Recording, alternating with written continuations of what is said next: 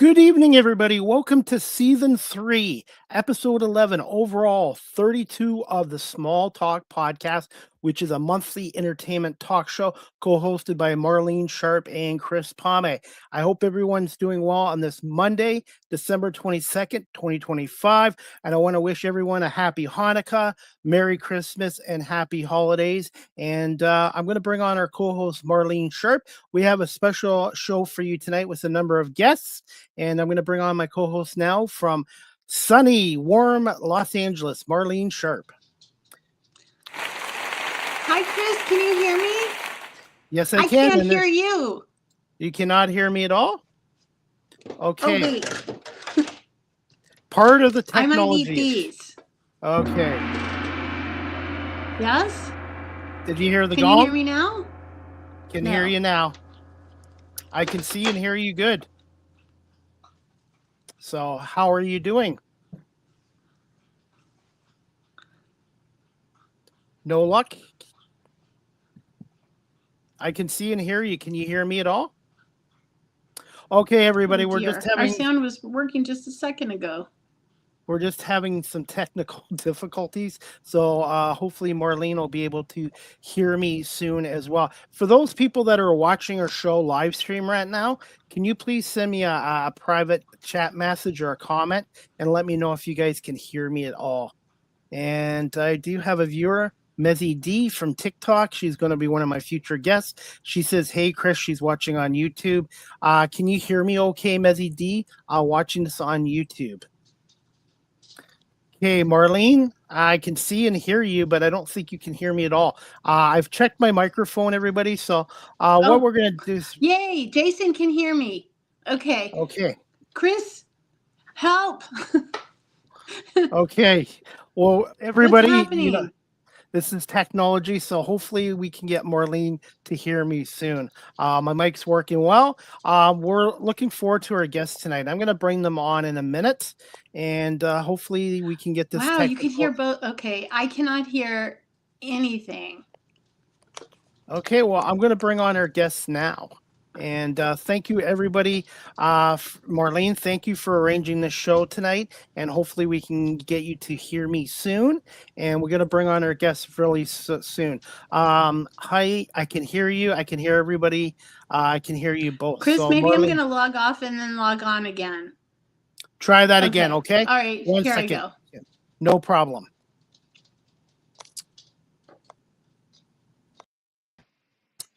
Good evening, everybody. I apologize. Marlene's just having a technical difficulty, so Marlene just logged off. Marlene will come back on. I can hear and see her, but unfortunately she can't hear me. So you know, everybody, technology doesn't always go smoothly. No worries. So I want to say thank you, everyone, for coming on, and Marlene, my co-host, for arranging this show. And if everybody is able to just introduce themselves as we wait for Marlene. Sure. Hello. Who wants to go? Oh, here's Marlene. Hi. Hey. Here's Marlene. Hi, Marlene. Oh my gosh, how embarrassing. Thank you all for waiting. And you look beautiful. Thank you. I don't know what happened, but we're here. We're here. Yes. Marlene, can you hear me now, Marlene? Yes. Okay. That was so bizarre. That was the Christmas gremlin who got into our feed. And that's why we like doing a live talk show. You just never know what's going to happen. Right. Exactly. That's right. So what did I miss? Did the Rockettes perform yet? Or did we do the K-pop Demon Hunters sing-along? Not quite yet. We're going to get everyone to introduce themselves to our audience. Perfect. Perfect.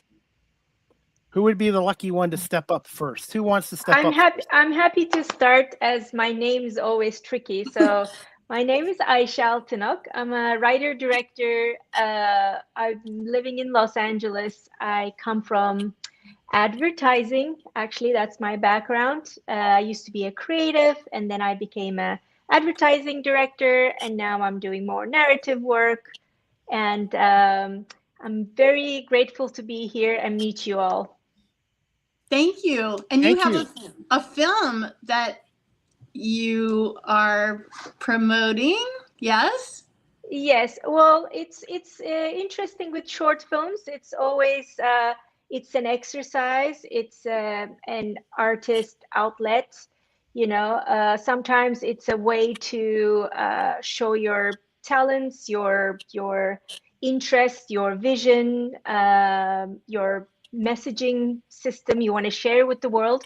So it became this year and last year, as you know, for artists and writers and actors and everybody in the entertainment industry, has been very difficult. So for me, it became a very urgent thing. So I had to kind of say to myself, okay, enough writing, let's execute. So with that, in mind, and with that urgency, I needed to kind of get something done and make my hand, dirty again with work.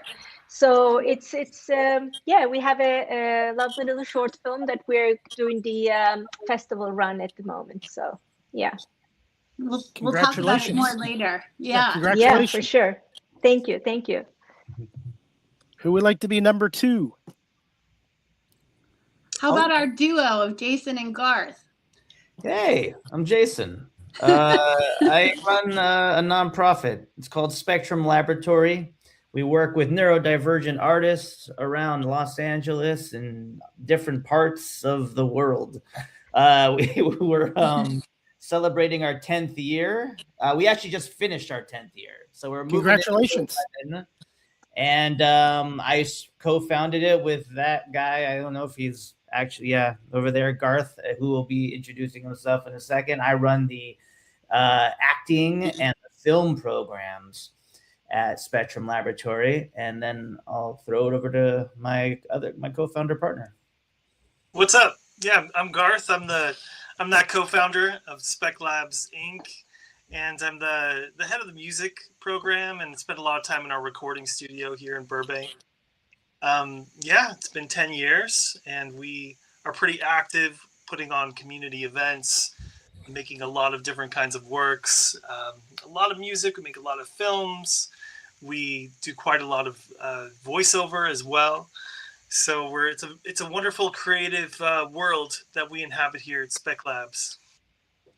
Congratulations on the 10 years. How much has Spec Labs grown and evolved in the 10 years? Well, we started with 6 students in 2015, and we have a roster of pretty much 100 now. So wow. That's a good sign of growth. And we also moved into our, as Garth mentioned, a big studio in Burbank now. It's a huge space that we're really excited about. So that's, we were always hopping between different spaces. We had a smaller studio in North Hollywood for a bit and teaching all around. But yeah, we've now kind of grown into our own space, which is a big a dream for both of us. Yeah. Yeah. Go ahead, Garth. I think at the moment we have somewhere in the neighborhood of, I think, 22 or 23 unique classes that are going on. So our programming's grown quite a bit from the original 2 classes. Yeah. We started with 1 in music and 1 in film in 2015. Yeah. And it seems like Spec-Oween, the big Halloween show, just wrapped, but it didn't. That was Halloween. And then Halloween. A week ago, Spec Labs had Specella, which was a 3-day music festival in the style of Coachella, but a little smaller. And they're not kidding when they say that they do a lot of things in the community. Their students are always performing. It almost feels like we have something almost monthly for like people in the neurodivergent community to come check out our artists doing, whether it's a film screening or a concert, a live music concert, or it's a big event that we're doing. There's always seems like to be something going on. We put on stuff yearly, like throughout the year. So definitely always look up for the updates on our social media and Instagram pages and all that fun stuff, and our website at speclabs.org. And yeah, we're just constantly Garth and I just love giving our students opportunities to showcase their talents and what they can do. So we're just constantly trying to, challenge ourselves and up the game. And we keep just doing more and more new stuff. And our films keep getting better and better. And it's just so we've got a lot to show of growth over the 10 years. Yeah. And speaking of fun, one of the Spec Labs students, Atticus Jackson, is the star of Aisha's film. Yeah, exactly. I mean, I'm so grateful that suddenly when they say you put a work out there in the world and the work will kind of bring more work or whatever, or once you put something out there, it will, what do they say?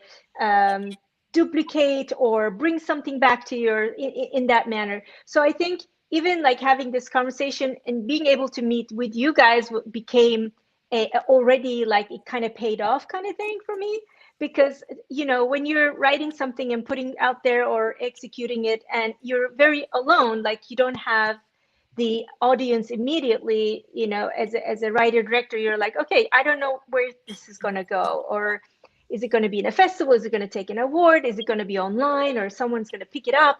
But also, if you think about all of that, it's a messy place to be. So you want to kind of not think about that, but make it.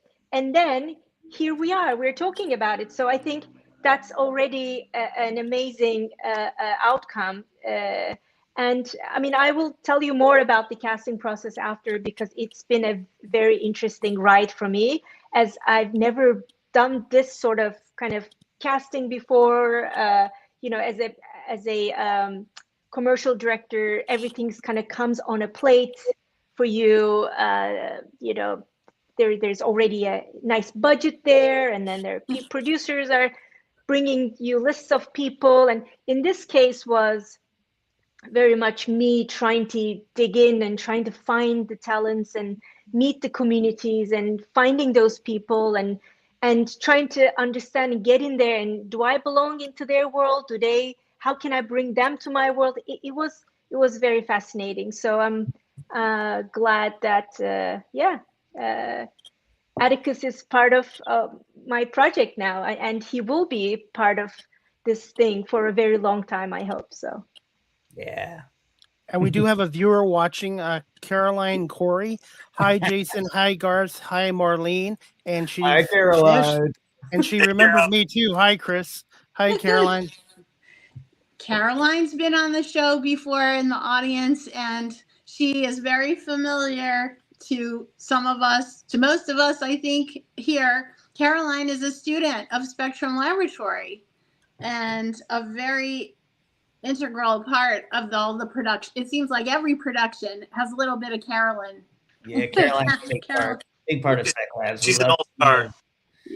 She does everything. Yeah, she's amazing. Hi, Caroline. Yeah, hi, Caroline. Thank you for joining us. And we've got one more special guest. Yes, save the best for last.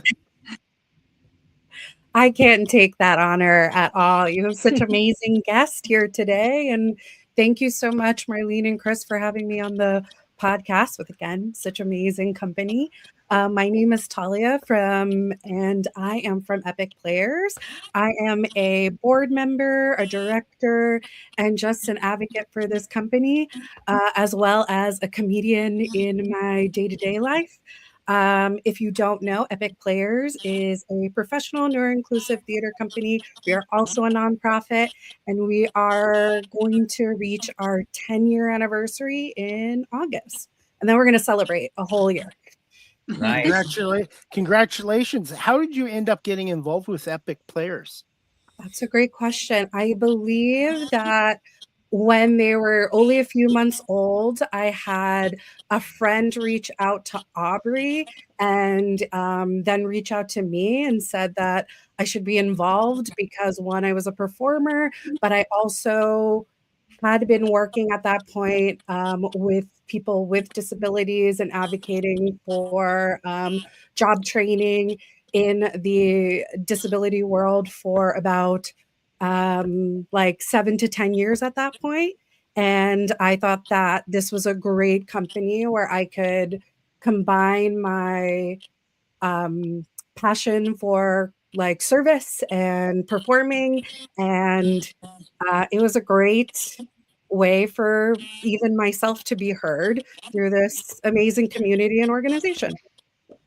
And Talia and the Epic Players just wrapped a show in Los Angeles. They started their operation in New York, but a year and some change later, you opened or it was about a year ago, right? That the Epic Players LA opened? It was about, I would say about 3 years ago at this point. 3 years ago. Okay. Yeah. Sorry, Yeah. my mistake.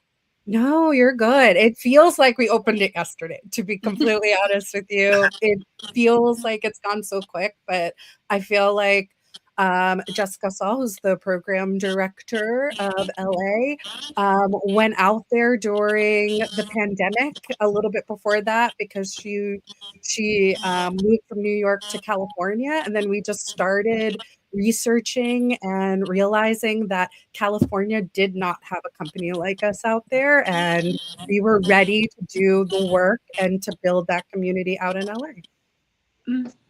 Great. And Aubrey is your founder, right? The Yes, founder. Aubrey is the founder and the executive director of Epic Players.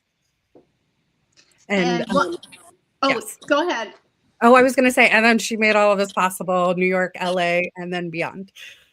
And Once Upon a Cabaret was your recent show here in LA. Yes, and that is something. Once Upon a Cabaret, a neuro-inclusive Disney-themed cabaret. We just, I feel like, again, we started LA yesterday. We just had this cabaret yesterday, but we had such a successful cabaret in LA. It was sold out. It was streaming to anybody who couldn't get a ticket, unfortunately. We had so many amazing performers and actors on the stage, as well as really amazing guest stars. Kristen Bell and Josh Gad did a fun Frozen reunion and really loved the work that we're doing, and we really loved how they supported us throughout the show and beyond. How did you manage to get Kristen Bell and Josh Gad on from Frozen? That was impressive. I believe we have a few amazing LA board members who led the charge in letting Kristen Bell and Josh Gad knowing that we exist. And once you hear about us, I feel like it's just so easy to come through, right? And lend whatever you can to make magical things happen for the Epic Player community. How could they resist at that point? Do you have any plans to expand Epic Players internationally, especially to Canada? Well, do you know someone who will give us money to? As soon as I win the lottery, I got to buy my lottery ticket. Once we're going towards our 10-year, we want to be nationwide, and we're trying to figure out how to expand this magic, right? How do we get ourselves everywhere? And one way to do that is to be on shows and podcasts like yours, and to get the word out that we're looking to expand and looking to create networks and communities all across the United States and Canada, and hopefully throughout, the world.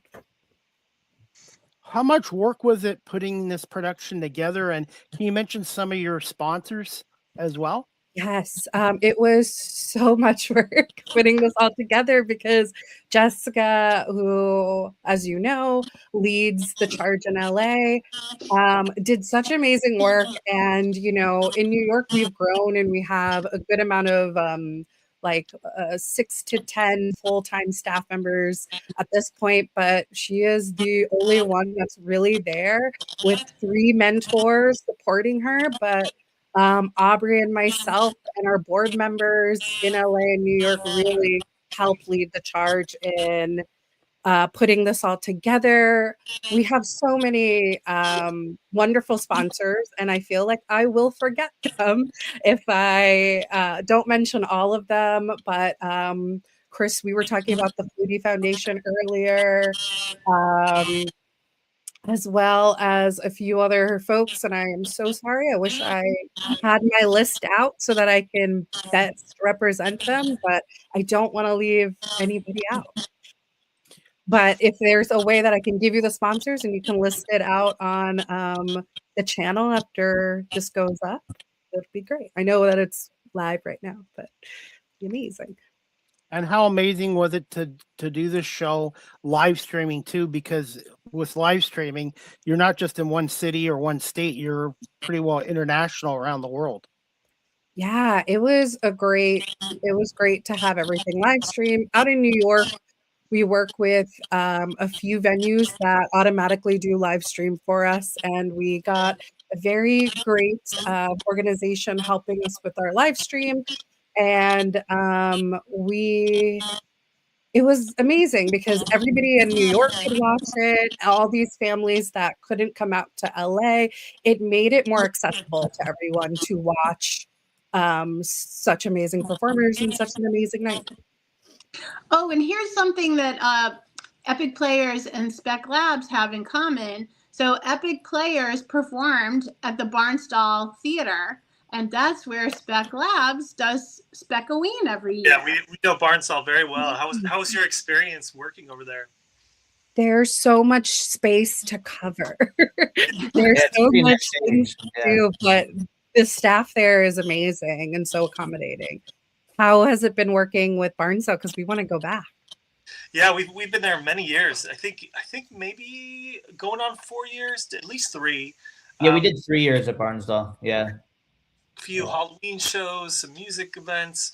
I would say for I think for you guys, the way you did your show, it wasn't like a full ensemble, right? It was like accompaniment or tracks. How did you guys do it? Oh, we had a band. Yeah. I think there was a band. Yeah. Yeah, we had a band going on. Yeah, we had practiced with a mix of tracks and our musical director, but on the day of, we had a live band going on there. Oh, amazing. Yeah, that's so. Yeah, we've done a lot of bands there as well, and it's sometimes challenging because I don't think they do a lot of bands in that venue. I think it's majority theater productions. So it's sort of a different kind of animal, but yeah, I mean, it sounds like your show went great, and we've had some good ones over there too. Yeah, it seems like we need to do a Spec Labs Epic team up at the Barnstall. Oh yeah, kind of Well, we have I don't know if you're aware, but I'm very aware, but we have a lot of students that cross over. Like a bunch of our students are in Epic Players as well, and some of our staff members are Epic Players. Chelsea Darnell is with you, and then Abby is with Epic Players, and Abby was with Spec Labs for so many years. Wow. Yeah, she's been with us for a long time. And then I think there's a couple other, Atticus Baldwin, isn't it? Yes. Yeah, I think Atticus Baldwin's with you guys as well, and he's been with Spec Labs since day one. He was actually Atticus Baldwin was in the first commercial we ever shot for Spec Labs before we even opened doors. So that's how Atticus Baldwin's gone back with us. Wow. And then even Danny Bowman got in on the fun for the Once Upon a Cabaret. That's right. She kind of was it the red carpet or something? She did. Yeah. And Danny, we love. We hired Danny to teach animation at Spec Labs, and she taught with us for over 5 years. I think almost 6 years. Amazing. She taught animation to our students at Spec Labs. So it's the whole community. It's kind of a small community, but it's kind of a big. You know how they always say it's like once you kind of know people, it's like everybody kind of works together. So it'd be fun to team up with Epic for sure.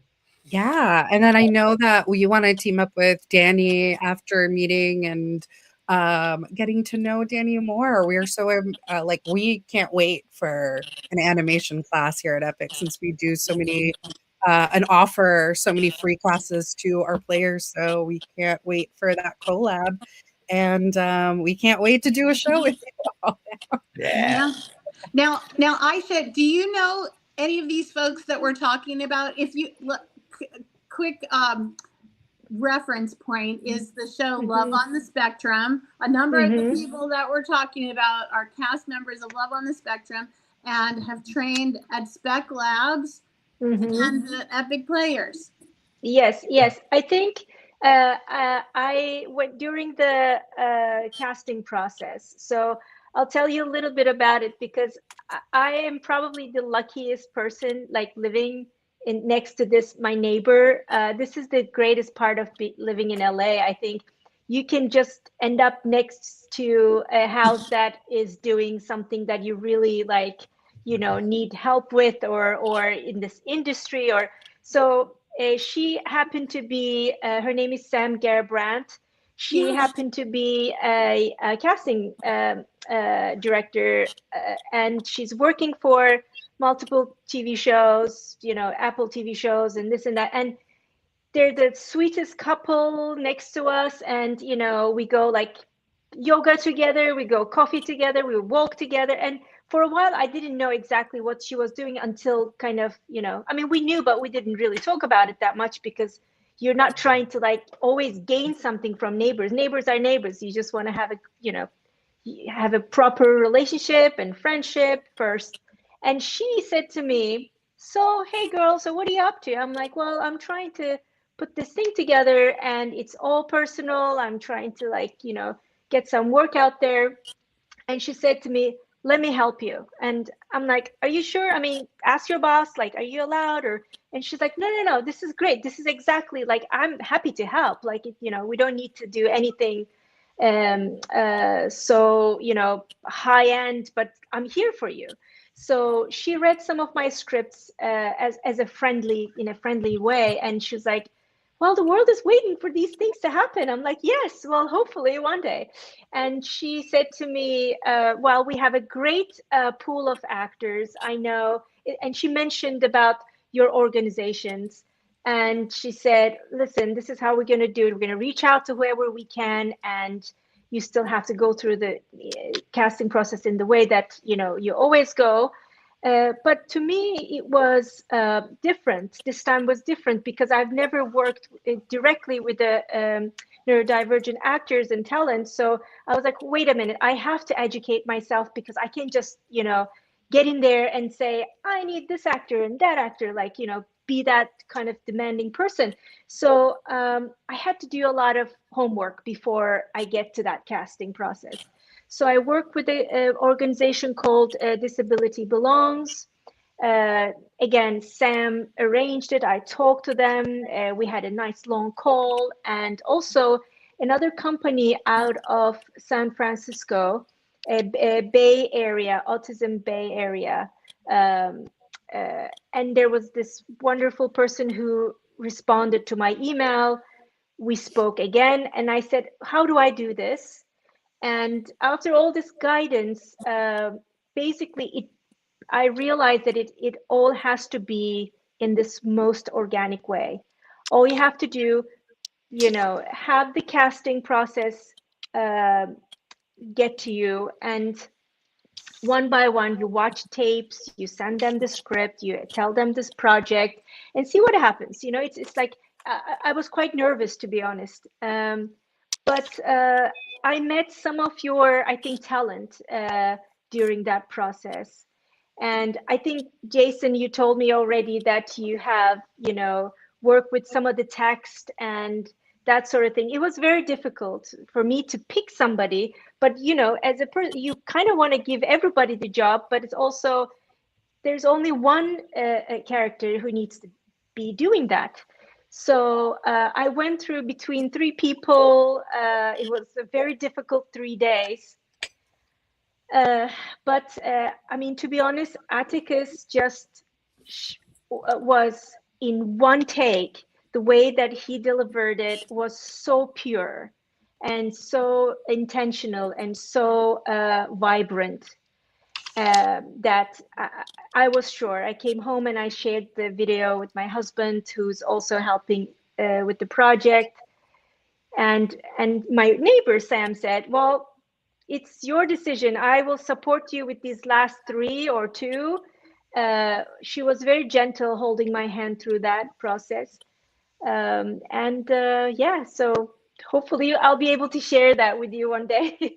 The film, some of you know it already, but Yeah, I saw it and it's wonderful. It's It really, is. it's a really nice short film. It's really well done, and it's just got such a great, just a great feel to it. Like it just feels like an original piece. I think I wrote to you that it felt like a work of yes, art because like thank you. talking about being artists and creating, and it's like it felt like the movie was a symbol of what they were talking about in the movie. But that's really sweet you say that about Atticus, because Garth and I have been working with Atticus for over 10 years. We actually met Atticus before we even started Spec Labs.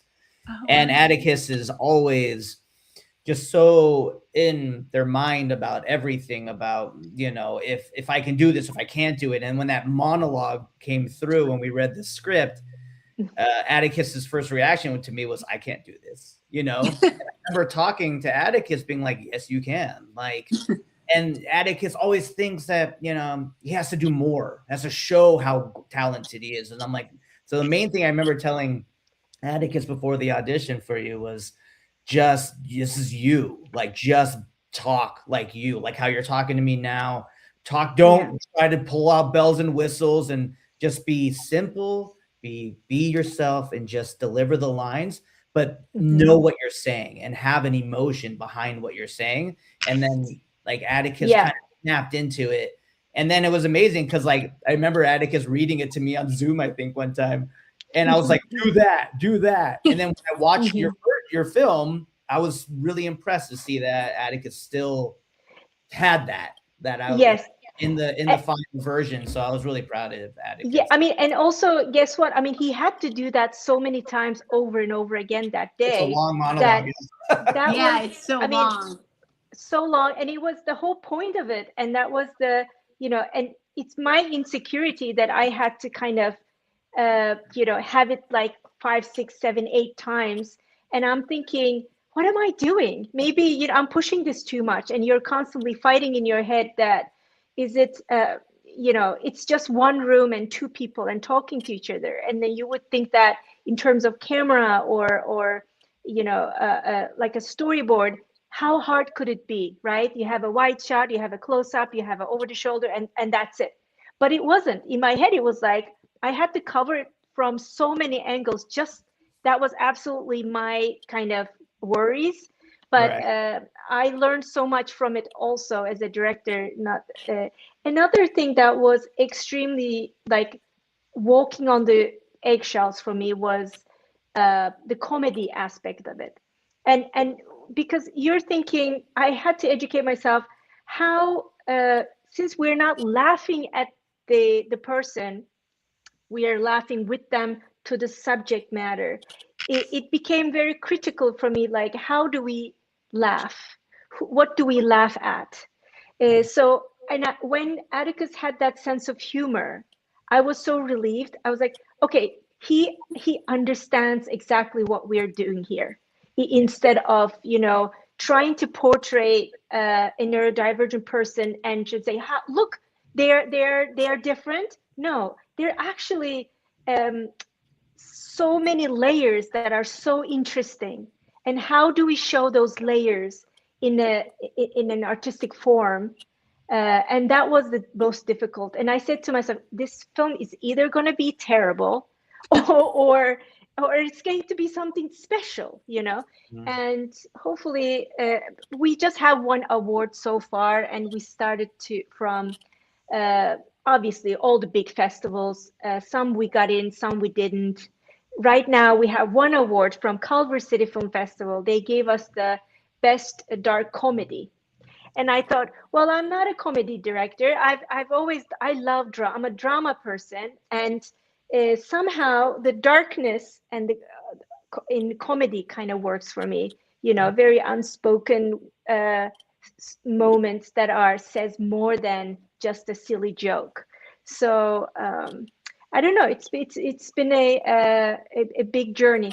Also, interestingly, during the casting process, we approached to a very famous actress's son who happened to be around us from a dog park, right? I mean, guess that. So one of my producers said, like, you should meet this kid. He's brilliant. He's different. And I said, okay. And we had no idea about his, medical situation or his experience. He didn't act much, but he was known for somebody's son. And we invited him to the casting also. But somehow we're like, no, this is not the Nepo baby time. So this is the time where we stick to the reality and we work with the real deal talent actor. With all due respect, I loved all 3 and the 4 last cast members that we worked with, but for the callbacks, I almost wanted to write something else for him. I was like, listen, buddy, I love you. We're gonna do something, but maybe another time. But just don't disappear on me. So that was also a very nice experience with him. So I wanted to ask you all 4, do you find there's more and more opportunities for autistic performers now than even, let's say, 5 years ago? Yes. I think, there's still a lot of work to be done, and there's not a lot, but there are more. And the movement that, Garth and I have been a part of for 10 years when starting it, this was, let us be heard was our motto, to like get the talent out there, like create content, make short films, make music and records that we can, hear. And through media and through the entertainment industry, I mean, there were a lot of movements that started happening within the last 10 years. Representation matters. What's it called? Why am I blanking on the movie? Win Best Picture, the deaf. Coda. Family. Yes, yeah. Coda. Coda winning Best Picture, and it's been a talk in Hollywood, and it's become a big topic in Hollywood of authentic representation. And it's grown a lot, and it's been nice to see it, but it's also like, it still feels like there's like, it's slowly growing, which is great, but there's also still a lot of, now we have to do this mentality in Hollywood or the industry that I wish we're trying to help to reframe that into, you want this, it's a win-win. Like, just telling diverse storytelling is kind of happening in our media everywhere. Like, a YouTube person just got is directing a movie because they were at YouTube. Right. Somebody from YouTube has gotten a big directing movie deal. So the whole like media is changing. So yes, it is adapting. It is adjusting. We're seeing a lot more TV shows with autistic characters and really cool shows like Sex Education that are not only tackling like diversity, but LGBTQ plus issues. And like, it's just kind of the way the industry is going in a fun way. But it's not happening in all the really big budget stuff, Yeah. And it slowly is. I mean, Marvel's trying and Disney's trying, and it's cute to see everybody trying. But I think we're going to keep seeing it grow and grow more and more, and I think that people just want to see new stories. They're sick of the, yeah, it was probably a good movie, but how many Mission Impossibles can you watch over and over again? So, I don't know. Hopefully, like I said, Coda was a big change. A small little film starring, Marlene Matlin was like the biggest celebrity in it. Most people don't know who she is, and it's pretty amazing, like to see how the industry's kind of coming around to it. And a bunch of our students, when we first started, were getting like no auditions. And now they're getting some pretty good auditions. One of our students, Dominique Brown, who was on Netflix's Atypical, he was on a series for a bit on that was it dabbled in autism, and there was a lead character who was on the spectrum, but not played by an actor who was on the spectrum. But Dominique was on the show, and he was one of the autistic actors. He just booked a lead in a feature film that Dakota Johnson's directing. So it's really cool. Like, we're like seeing our students get more and more opportunities than like ever before, which is really exciting right, Garth, for us. Well, I think it's also it's just there's some irony in the question, Chris, because you're talking for opportunity makers. Like, all of us here are so invested in trying to create opportunities for the people we work with in this talent pool. So I think, big and small, and I think that's what the question you're asking is like an infinite, a timeless artist dilemma. Where's the opportunity? Yeah. And I think while some may be waiting for that big break, I think it's so important to just look at where you are right now and what you can do day by day. And that's what we're really invested in doing. We don't really stop year round. Every day we're thinking of not just about our classes, but our productions. We're trying to release film and music, and we're thinking, okay, what opportunities are we creating consistently? Yeah. How satisfying is it making an impact on their lives? Yeah, and vice versa. Yeah. Yeah, vice versa. You're right. Absolutely. It's two-sided. I mean, you guys say more about that as you're more with the opportunities to work with talent all day, every day, versus, I can only do the casting when a project is on my lap or it's ready to go. So it's quite nice that it must be more rewarding for you, Garth and Jason too, and also for Talia as well, that you're constant in their world. I mean, that's wonderful. Yeah, I'm going to echo all of you on, yes, there are more opportunities, but we want to see more. And 10 years ago, we started with 20 players. Now we have 182 nationwide, and it's growing, but we have so many people, 60 plus people on the wait list, because we want to be able to support all of these folks, and we want them to get theater resources, theater education, casting opportunities, and we want to support all these people for free. But that can't happen without, having everybody support like-minded missions, like all of our movies and all of our nonprofits, because that's the only way our performers and our actors can see themselves on the big screen, on the small screen, because you can't be what you can't see. So I think that I hate to say, in this bubble of like, we start to get to know all the people. We start to get to overlap with all of our performers and all the people that are in our nonprofits or in our movies. But there are just so many people out there like waiting for an opportunity. And like, all of our companies and all of our work can just do so much. But if we don't get that reach, and if we don't have more people wanting to advocate for this mission, then, we're going to kind of stay stagnant. We want to increase all these opportunities. So we're all going to keep advocating for them. I just wanted to break in and say a word about another production that happened in the last week plus. We don't have a representative for that production here, but this organization is doing a ton and works also with Spec Labs and also with Epic Players, and that's the Ed Asner Family Center. And not only are they great collaborators with the community and also with the Epic Players and Spec Labs, but they create their own opportunities for the folks that are clients of the Ed Asner Family Center. And so their production is, it just took place on streaming, Broadway.com, I think. It was a staged reading of It's a Wonderful Life. And they've done this production for the last 5 years, I think.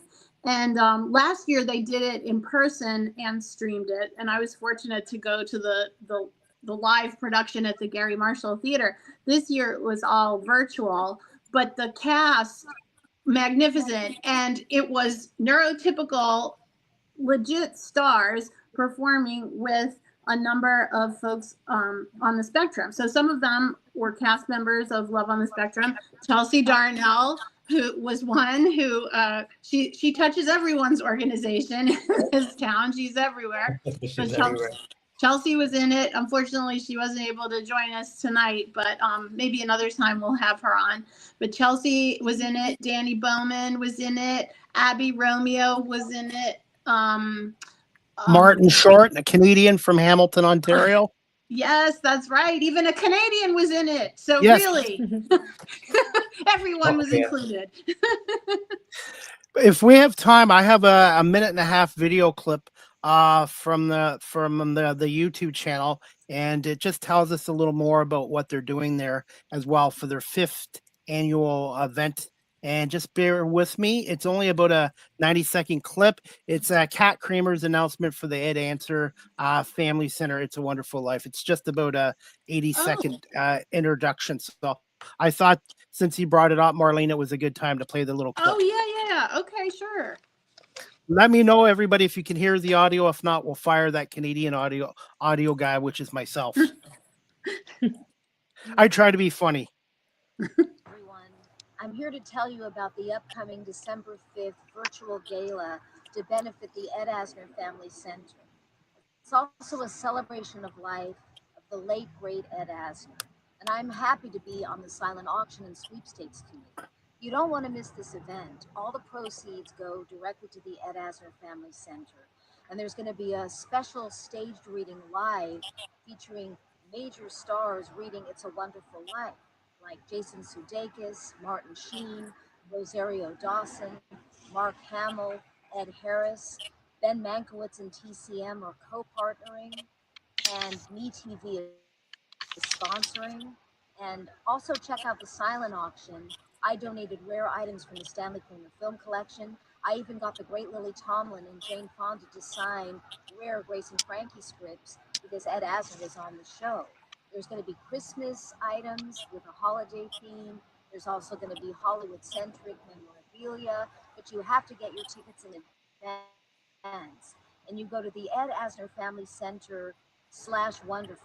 So the edasnerfamilycenter.org and look up It's a Wonderful Life because that's the theme of the event. Thank you so much, and I look so forward to seeing you there. It will be virtual.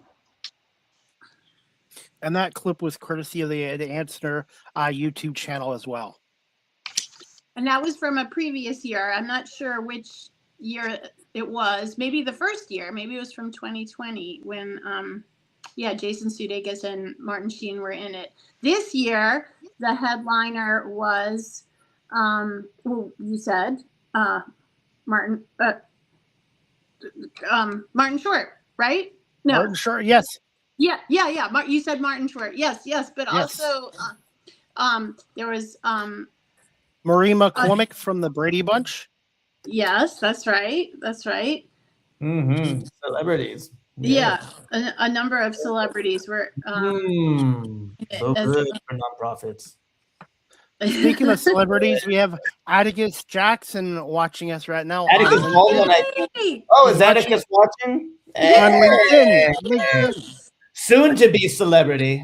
Yes, right. A rising star. I think his ears were ringing quite a bit. Something is selling Future in there. celebrity. And Caroline Corey, of course. Sorry, Caroline, I didn't say it. She's going with Atticus tonight and the Spec crew to the Heritage Square tonight to see Home Alone and Home Alone 2. Were those movies any good? I've never heard of Home Alone and Home Alone 2. Yeah, have fun, Caroline. Yes. Good movies to go to. Have fun, Caroline. Give Atticus a hug for me, would you? Thanks. And Atticus, did we say the name of Aisha's film and Atticus's film? The Perfect Palm. That's the name of the short film. Yes. Actually, we didn't. How did you come about the name? Well, it is when you watch the film, obviously it will make a direct connection. The palm is basically referring to the palm tree. And actually the short film is about employment as a subject in general. And first, I always wanted to do something about employment. I always thought that, any artists, musicians, actors, writers, directors, sculptors, it's always, employment is one of the subjects that we have to go through in our lives. So it's a very common problem. And my first initial reaction was to do something documentary first, just really go deep into the heart of the feeling of rejection, the feeling of not getting what you want and need, and also the economy and creativity, and all those things were kind of beautifully, combined in my head, that I wanted to do that documentary thing, just record a lot of experiences about people losing their jobs and how they affected them, etc. But it came to a point that looking at employment, it became really dark and sad to me. And I was like, I need to take make fun of this. I need to, I'm an entertainer. If I want to entertain people, I need to talk about employment in a different light. So that's how I wanted to make a fiction narrative that talked about employment in a complete different perspective. And again, living in Los Angeles, I only live here for the last 9 years, so I'm still kind of new to the American culture and LA in general, and in the US in general. So here, one of these magical pieces for me, that these palm trees falling, these branches, the front, that the husk that keeps falling in front of us, just, it looked so metaphorical to me. It looked like the beautiful, the LA dreams and the palm trees and the sunset and all of that. Suddenly you've got this like weird object in front of you that kind of spoke to me, and I was like, I have to do something with this object. It has to be in the heart of the story. So that's how the palm piece is. It's an object that, our main character comes into the office with it because he found it fascinating. So he comes to the office and for a first job interview, and the interview goes crazy because the palm tree becomes the mirror, or this the desire object between the boss man and the employee, and the employer, and their dynamics, how they kind of fight between the two, trying to find the dream that they both are wanting eventually. So there's a generational face-off, there is a status face-off, there is but I also wanted to have, the other character is played by Jay Paulson. He's known by Mad Men. He's known from All Mankind. He was in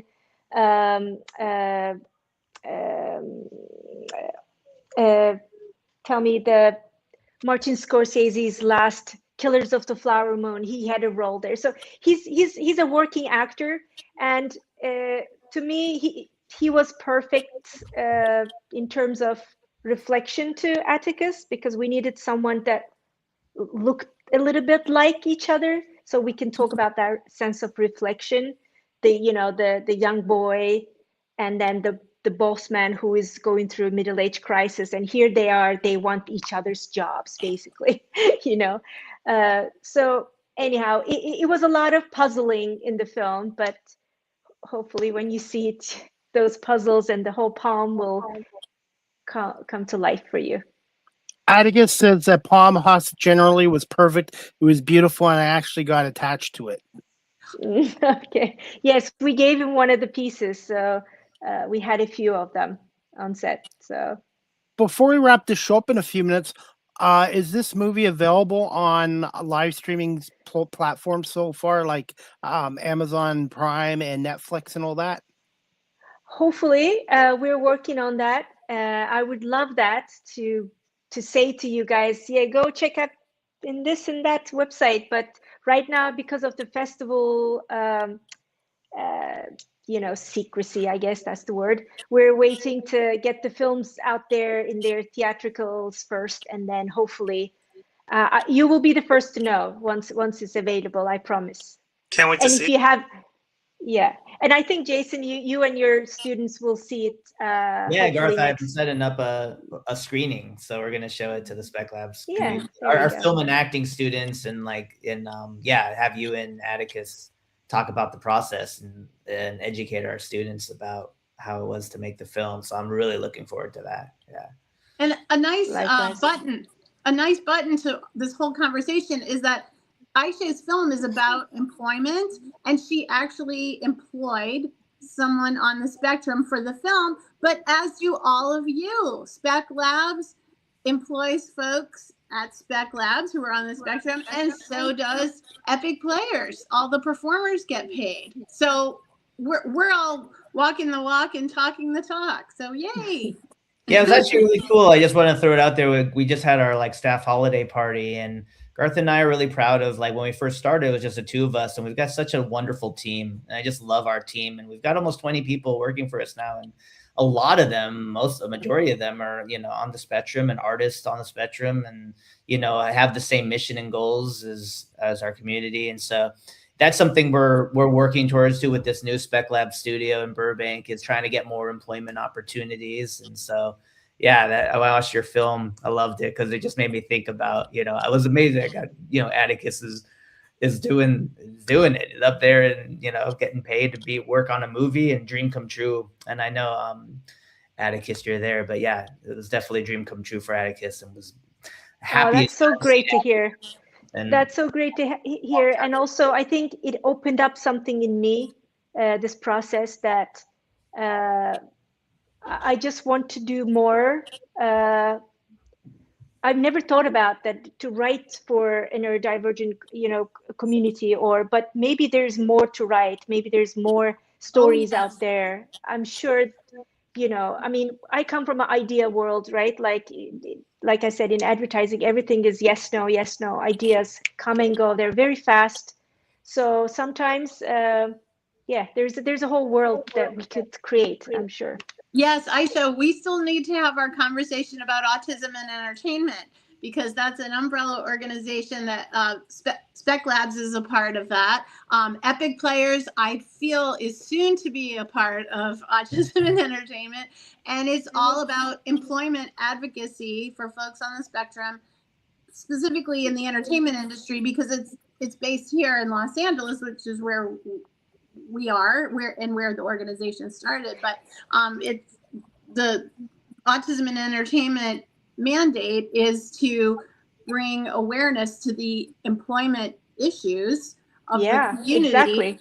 And there is sadly an 85% unemployment rate, but we are making changes, positive changes, in a business that is one of the most competitive in the world, but we're doing it. So if we can do that with the most competitive field in the world, then everybody else in other professions should follow suit.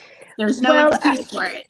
Absolutely. The one thing that the Bay Area advisor told me, you hit this with the, what's the expression? Nail, exactly. Because he said, nobody talks about unemployment and disability, and making something out of that is brilliant, she said. And another thing, maybe there's a TV show waiting to happen, and this film is the first 10 minutes of the first episode. You know what I mean? So maybe there's more writing can be done. Not to give away the idea, but it could be a great pilot beginning for the adventures of Atticus to come in that age, in that office. And it's basically, the office, the show, the British show that made it in America also. I mean, imagine in that kind of, anyway, I'm talking creative. Sorry, I can go on. Yeah. And it's absolutely possible, especially you're aligned with Sam Garabrandt, who works for one of the preeminent casting offices in LA, Junie Larry Johnson Casting, which is an institution in itself. So if anybody can get it done, I think you guys can. Well, hopefully. First, maybe we should write the season. I don't know. Maybe we should. You're off to a good start. By the way, Atticus says I owe every one of you my deepest and most heartfelt thanks as well. And wanted to ask you this too, for Epic Players and for Spec Labs. There's somebody that's watching this show in the California area. Do you guys take on volunteers too to donate some of their time? Yes, Always. absolutely. Yes. Always Yes. looking for volunteers at the heart of the organization. Yeah. We Yeah. love How would they get in touch with you guys directly? speclabs.org. There's a contact button. Reach out. We answer that. Garth and I answer that, and so we're always looking through that. So visit our website. Reach out that way. You can even Instagram message us if you want to. At Spec Labs, we have some people who work on our team who we're always sifting through those messages, and we'll get in touch. But yeah, just contact us through the website. And Garth had to leave. Garth had to leave, but he wanted Yeah, to he's say got a mentorship. he had a great conversation. So I want to say thank you to Garth for coming on. And I know Marlene. So yes, you Garth head out to- has departed the building and the live stream, but thank you, Garth, and thank you all, Talia and Aisha and Jason and Chris too, for putting this all together and allowing us this chance to talk, because this cause is very close to my heart too, and also to the actors who I represent as a manager, talent manager, always looking to get their names and talent out there to the world and brag about them. Humble brag. I should do some research and see if there's a organization like Jason's here in Canada as well. Thus ends our show, I think. Yep. Yeah, and as right? before we Do wrap we have this up, any parting words? Anything else? Did we forget anything? just quick fun fact about each of you. Shout out to Autism and Entertainment, of course, and Judy Utall, who is the founder, for bringing a lot of these organizations around Southern California together. And I'm looking forward to chatting with all of you further. Talia, we'll have to connect, and Aisha, we'll definitely likewise. Connect. Yes. And, likewise. Yeah. We should all connect. Epic should do a screening of the movie if that's possible. Absolutely. I would love that. And we would love volunteers and love to work with everybody here more. And we can't wait to collaborate. And if there's anybody looking to get in touch with Epic, info at epicplayersnyc.org, and we will connect you with the right department and the right person. But it's been so fantastic to be with all of you today. Thank you. I want to say thank you so much for coming on. Well, happy holidays, everyone. And I'm going to do some maybe we'll meet again here next year, and we can give updates on the year that is to come. Sounds like a plan. Thank you, everybody. Thank you so much, Thanks, everybody. Everyone. Thank Take care. Bye, everyone. Thank you. Merry Christmas. Happy New Year's. Happy New Year's. Thank Bye-bye. you so much. All right, Marlene, as we wrap up the shows, just final thoughts on the 2025 season and tonight's episode. I know you got to get going, so we'll wrap Chris, it up. do we need to stay on while you do some uploading? Can you hear me? I don't think you can hear me, can you? Or no. Oh, now I can't hear you again. Okay, yeah. All right, Marlene. Okay, no worries. Technical issue with Marlene. We're just wrapping up season 3, episode 11, overall 32 of the Small Talk podcast, a monthly entertainment talk show with Marlene Sharp and myself. And want to say thank you to our guests tonight for coming on here, and for Marlene Sharp for arranging this show as well. And again, guys, you can check out the websites, Ed Asner Family Center.org events. Wonderful Life. Spec Labs, you can check out at speclabs.org or epicplayersnyc.org, or at least I think her name's Asia Olnuk.com. I'm going to work on pronouncing her name, but I want to say thank you to all our guests tonight and to my co-host Marlene Sharp. I was hoping to get some final thoughts with Marlene, as this is our final show for 2025, but we will catch up with Marlene at the end of January. So then a Small Talk podcast will return in January of 2026. And everyone who's watching this show tonight, thank you for watching on Facebook, LinkedIn, YouTube, Twitch, Twitter, X, and Instagram. And thank you to everyone listening to this show on our audio platforms such as Apple Podcasts, Spotify, iHeartRadio, Amazon Music, Good Pods, and wherever podcasts are available. I want to wish everybody happy Hanukkah, Merry Christmas, Happy Holidays, and look forward to doing the Small Talk podcast at the end of January 2026 with Marlene Sharp as well. And as we wrap up this show, everybody, my next live with CDP Sports and the next live with CDP Sports and Entertainment talk show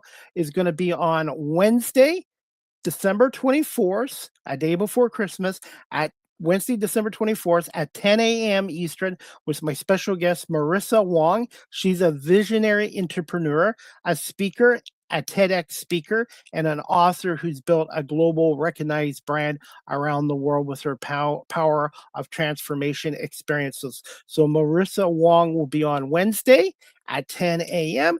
And then on Friday, December 26th, the Canadian Boxing Day holiday, I will have Buffalo Sports Broadcasting Hall of Fame, class of 2024, and former longtime WGR radio personality Howard Simon on. And Howard and I are going to talk about the Bills win over the Browns and the Bills-Eagles game taking place this Sunday at Highmark Stadium as well. So I've got a number of more shows coming up as well. And again, if you're a business looking to advertise with CDP Media Productions for the Live with CDP Sports and Entertainment talk show, the Small Talk podcast, or the Argo Bounce podcast show, you can email me at cpomay19@gmail.com, or you can contact me through my social media pages as well.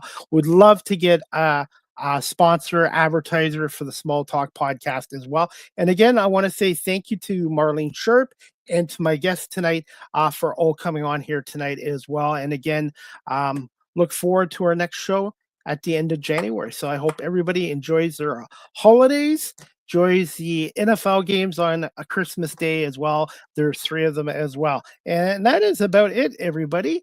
I hope everybody has a great evening. And again, enjoy your Christmas, your happy Hanukkah, happy holidays.